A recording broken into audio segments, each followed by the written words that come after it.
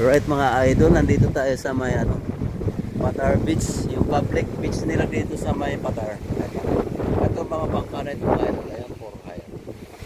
Pero ginagamit nila dito sa isla. Tingnan nyo yung mga kating nila idol, oh. Hindi siya kawayan, sulit na plastic. Tapos itong nila, bakal.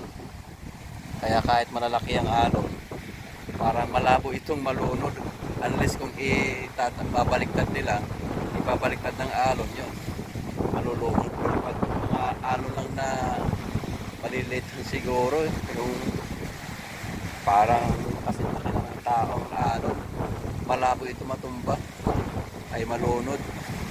Grabe. Bali ano po kayo mga kaidas, dami nilang kahit sabi bawal pa maligo, ba't may naliligo naman?